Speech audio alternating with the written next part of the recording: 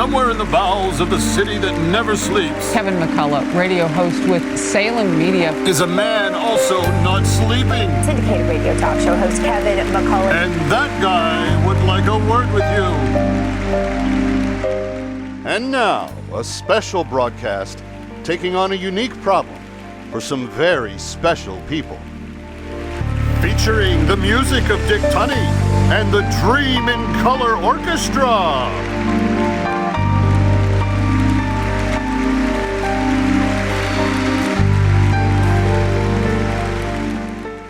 Tonight on That Kevin Show, from Christian Solidarity International, Todd Chapman and Rob Davis.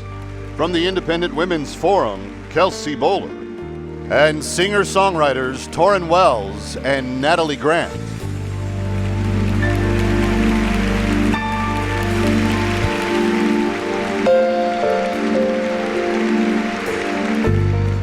And now, direct from Times Square, where Michael W. Smith found himself singing in the rain, here's That Kevin.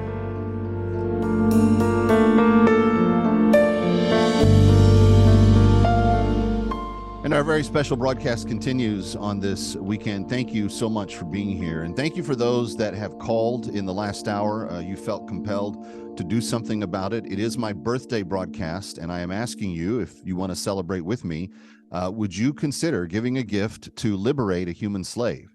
50 million people across the globe, and that's the most recent numbers we have, which are about a year old.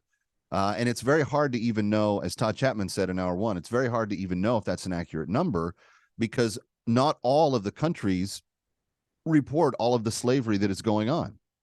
But in 18 different specific countries, Christian Solidarity International, an organization I've been a spokesperson for going on, I want to say, my 5th year now, it has actually been in those 18 countries and fighting human trafficking and slavery with all they've got. I want to say a big thank you, by the way, to Torrin Wells in the last segment. I got to see him at the Andrea Bocelli film screening this week. And when I told him that we were doing what we were doing tonight, he gave his blessing on us using his song to help further that. As you may know, there are some Christian artists, there are some secular artists that have been fighting human trafficking and trying to bring it to the fore, raise the level of attention for it, and do something about it. And we're fortunate that tonight both Natalie Grant and Torrin Wells are doing exactly that. And coming up later this hour, Natalie Grant has a brand new song. It literally came out yesterday, and it's going to put a button on all that we're talking about tonight, but that's a little bit later. We've had some great conversation with some of the guests. The phone number is 888-342-1010. 888-342-1010.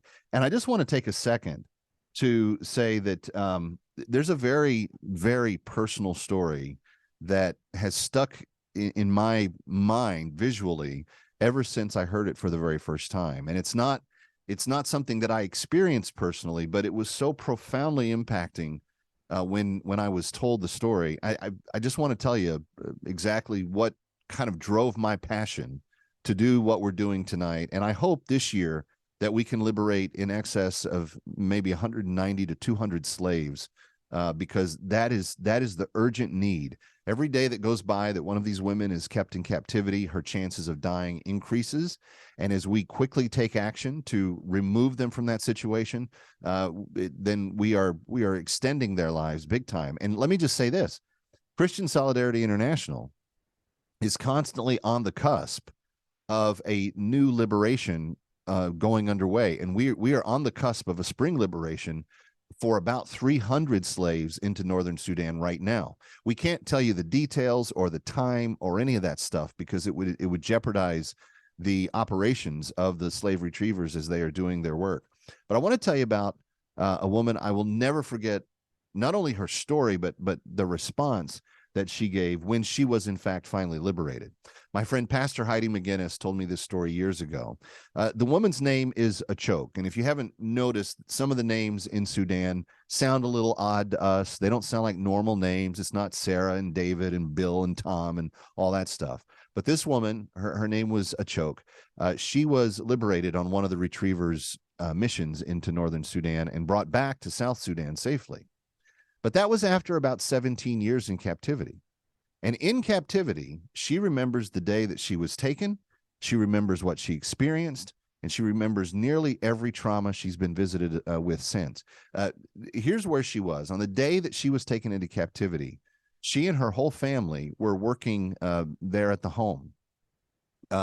She often would help her mom with stuff around the house, tending the garden, doing other things.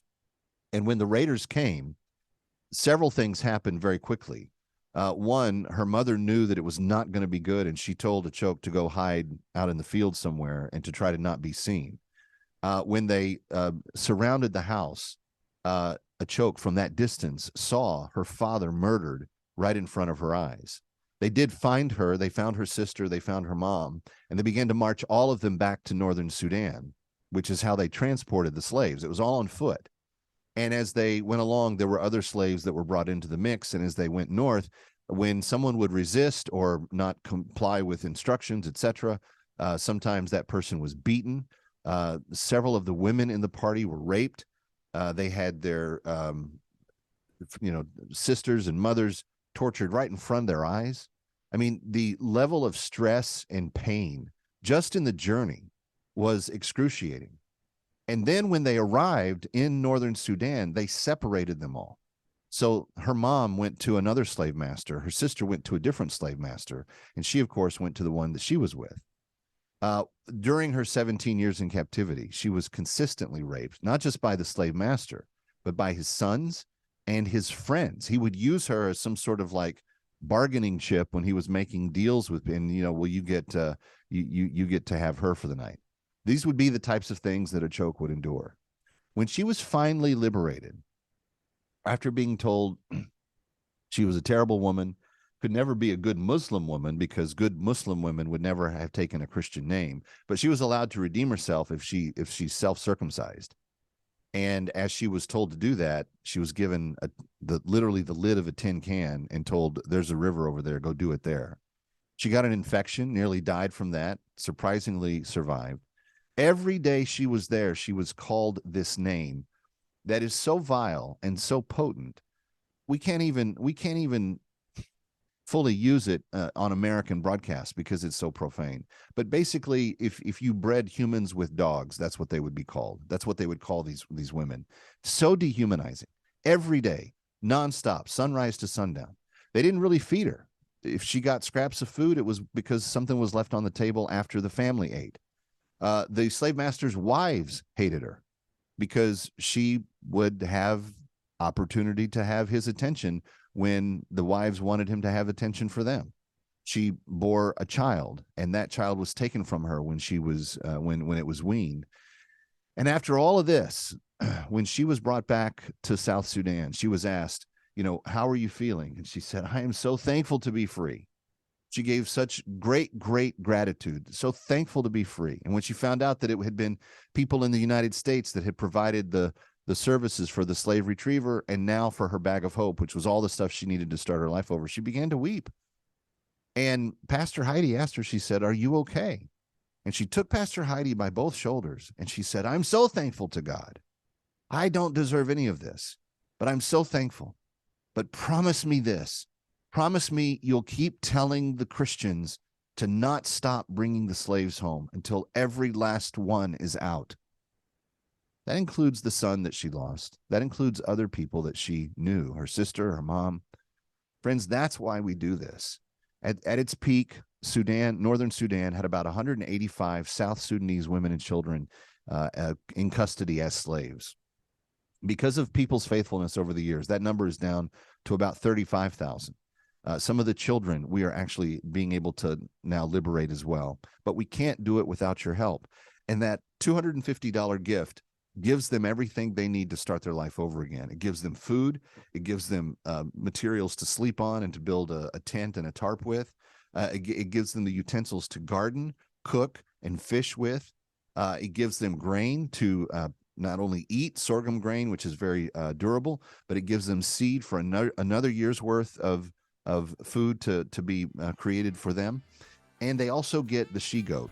the little she-goat that makes milk and cheese, the little she-goat that they can breed and sell the kids from so that they have additional revenue and a way to support themselves. Friends, your $250 gift tonight does all of that. And there are 192 women that need to be liberated this year. We've already found their names. We've already started the process. But we need the bags of hope to help them when they get relocated back home.